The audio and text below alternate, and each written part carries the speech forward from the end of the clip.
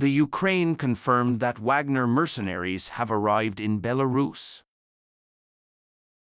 Ukrainian border police have confirmed that Wagner mercenaries have now arrived in Belarus from neighboring Russia. The DPSU said how many armies are on the territory of Belarus on the border with Ukraine, assessing their location and purpose. According to an unconfirmed report, a truckload of 60 Wagner vehicles crossed the border into Belarus early Saturday. In June, Wagner's campaign was against President Vladimir Putin's policies. A treaty ended the 24-hour siege as the army captured a city and marched on Moscow, stopping the attack just 200 kilometers, 124 miles, from the city. Under the agreement, the Wagner fighters said they could join the regular Russian army or go to Belarus, an ally of Russia. Wagnerian director Yevgeny Prigozhin was also invited to Belarus, but his whereabouts are currently unknown. What is the Russian Wagner Mercenary Corps?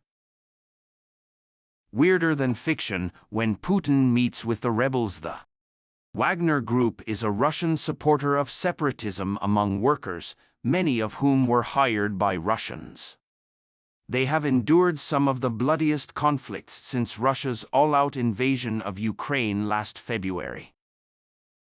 The Belarusian Ministry of Defense on Friday said that Wagner's soldiers now serve as military trainers for the country's national defense forces.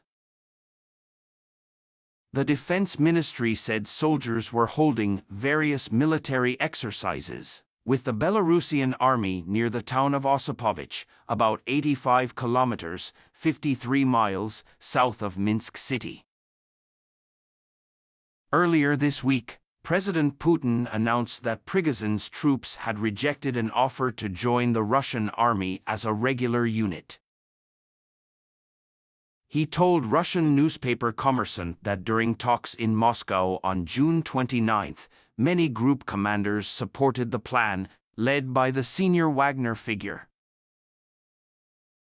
But he said that Prigozhin's response was that these people, Wagner's forces, did not agree with the decision. Putin also said that Wagner does not exist under Russian law, as the mercenary group is not recognized. However, the president added that this difficult issue should be discussed in parliament. BBC Russia correspondent Steve Rosenberg in Moscow said that the Kremlin has created a gap between Wagnerian leaders and Wagnerian candidates. He added that this would explain the Russian state media's attempt to discredit Prigozhin. Russian state television targets Wagner's Prigozhin. Since the June 23 protests, there has been controversy and denial about Prigozhin's whereabouts. A former Putin loyalist and even nicknamed Putin's chef because of his dining contract with the Kremlin. But Prigozhin's public contention with the Russian Ministry of Defense over the war brought him into a serious conflict with the Russian government. U.S. President Joe Biden said on Thursday that Prigozhin should be careful about poisoning after the attack.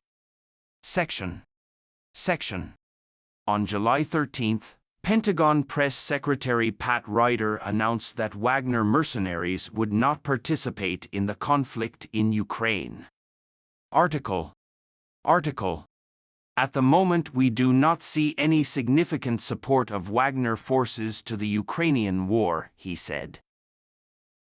But Ryder said the U.S. assesses that the majority of Wagner warplanes remained in Russia in Ukraine.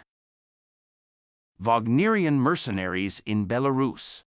What we know then: the Belarusian president confirmed that Alexander Lukashenko had spoken with Prigozhin when Prigozhin's troops arrived in Moscow. An agreement was reached when Prigozhin agreed to stop the advance of his troops to the Russian capital, In return, Prigozhin lost money himself and his soldiers, and a change in the leadership of the Russian Ministry of Defense. Today he signs a deal with the Russian army or moves to Belarus and says his business is still in Africa.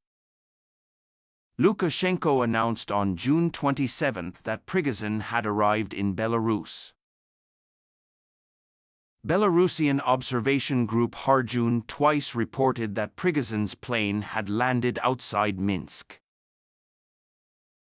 But Lukashenko, on July 6, Prigozhin allegedly went to St. Petersburg, Russia. The Wagner mercenaries had not yet arrived in Belarus. The Kremlin recently confirmed reports that Putin met with Prigozhin in Russia after the attempted coup. Kremlin spokesman Dmitry Peskov said the meeting was said to be held in the presence of Wagner Group leaders on June 29. Polish President Andrzej Duda said that NATO must respond vigorously to the deployment of Wagner Group forces in Belarus. Eastern European NATO countries expressed Wagner's concern that the movement of Russian forces to Belarus could lead to regional conflicts. After meeting with other NATO leaders in The Hague, Duda said, "This is a very serious, very worrying and very serious decision we have to make.